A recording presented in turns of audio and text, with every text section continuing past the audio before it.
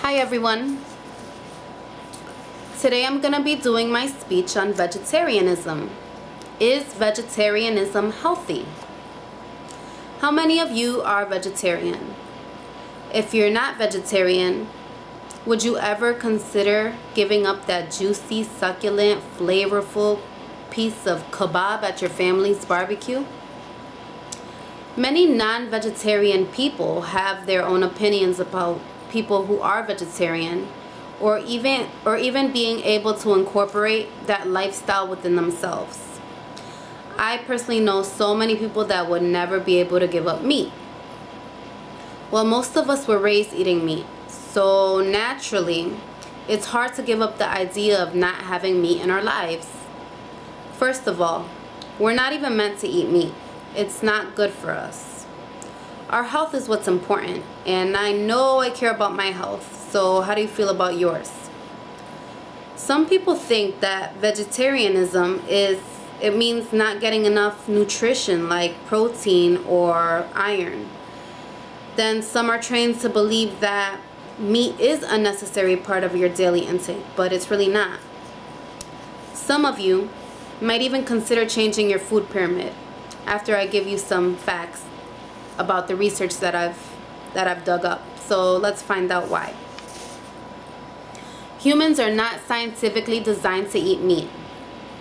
Think of tigers, think of lions. These animals are designed to eat meat. They're carnivores. Carnivores are designed to tear the flesh off of their prey. They have sharp teeth and sharp nails and a vast amount of strength as well. Just think, do we have these attributes? Are we able to go to the forest right now and tear apart some animals with our bare hands and just eat their flesh raw and bloody? I don't think so. We have small teeth, small nails. We're incapable of going out and hunting an animal without a weapon and tearing that animal apart so that we could satisfy our hunger.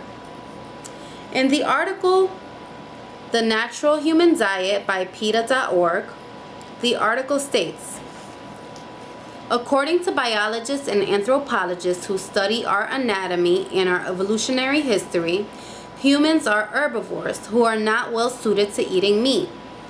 Humans lack both the physical characteristics of carnivores and the instinct that drives them to kill animals and devour their new carcasses. Even this article is making a great point of this. And I know a lot of us probably have not sat down to think about this. Well, the meat eaters, that is. But it's good to just think about it for 1 minute with an open mind. Eating meat, it's not even good for us. Think about this for 1 minute. We humans are able to digest foods that are nutritious for us and that are biologically suitable without a problem. Eating healthy will benefit us in the end. It only delivers positive results when you take a meat eater and turn them into a vegetarian. After doing some more research, I found an interesting article written by David Klein, PhD, and director of Colonitis and Crohn's Health Recovery Center. I wanted to share this information with you. So I'll read the paragraphs that I highlighted here. When we eat unwisely, whether in our choice of food or in our manner of eating, nutrients decompose in our gut via the action of bacteria. Under this scenario, fermentive and putrefactive bacteria decompose the food matter, weakening the intestinal tract, impairing nutrient absorption, defiling our entire body with pathological substances, impairing our mental functions, and causing fatigue. This condition is known as toxicosis, or less formally as food drunkenness, or like we know, the itis. It impairs our health and eventually imperils our life. Indigestion and foul bowel and body odors are just some of the unpleasant warnings signaling the beginning of illness. Undigested protein will readily putrefy or rot in our warm gut, just like milk spoils at room temperature on a warm day. Putrefactive byproducts are highly toxic and carcinogenic. Just as hydrogen sulfide gas will decompose concrete, iron, and steel sewer pipes, it will irritate and destroy the flesh inside our intestines and colon. So yeah, that's pretty graphic and technical. It sounds gross, but you know what? That's what's going on in our bodies when we consume meat. I also found an article in the Huffington Post by Catherine Peterson. These are some studies that have been done. It states, in a 2009 report from the National Cancer Institute, found that people who ate the most red meat,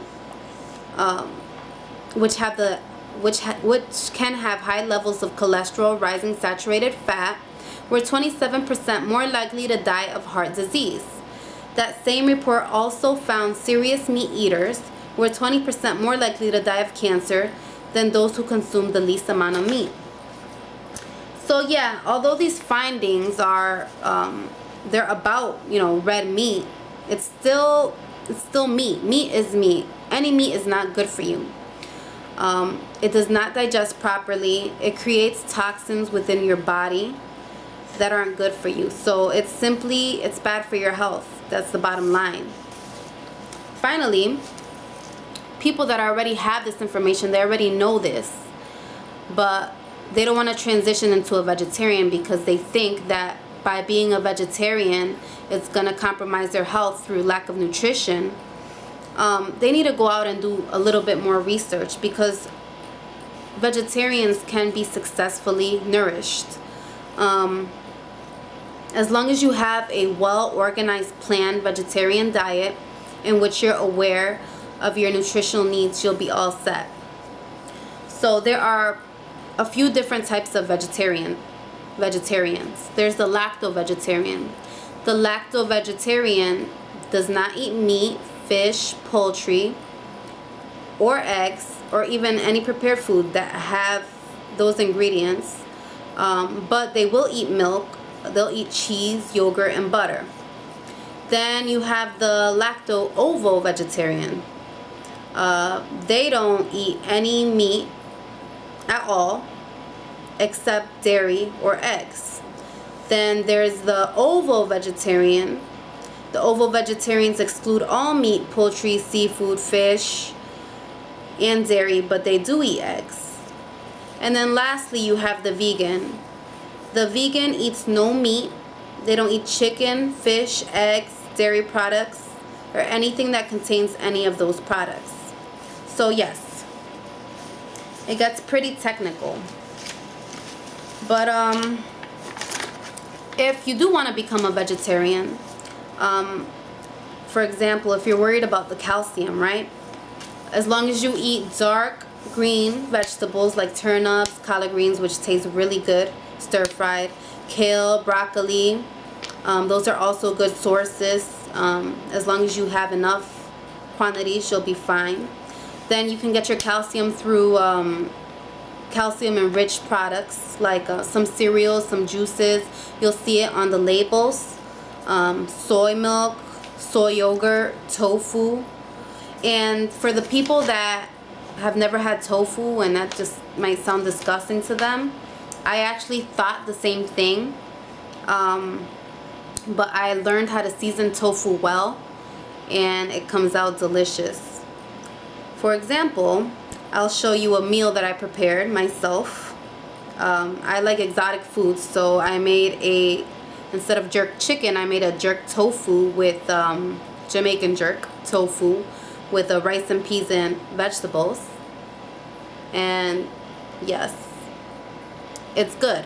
You know, you just have to experiment with some recipes. Also, if you haven't had Indian food before, they have a lot of vegetarian plates and they have a lot of really good flavors. If you're worried about iron, you know iron is really important for our red blood cells. You can have dried beans, peas, lentils, enriched cereals, whole grain products, dark leafy green vegetables. and dried fruits. Those are all good sources of iron. The only difference is that with when you're a vegetarian, you have to double your intake so that you get enough iron. That's the only difference, and it's really healthy for you. So if you're worried about the calories, it's not, you know, you're actually really taking care of yourself. Also with protein, you can get enough protein from plant-based foods. You know, through soy products, meat substitutes like the tofu that I just mentioned, lentils, nuts, seeds, whole grains. So as you can see, eating meat is just, it's not good for us. I hope that I was able to provide you with enough information about why being a vegetarian is in fact healthy for you. It's healthier for you.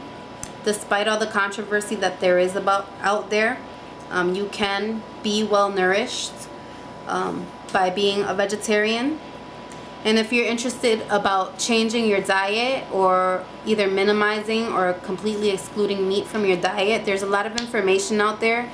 You can Google it, you know, just a click of a button, or even better, you just try it. Again, thank you for your time, guys. Bye-bye.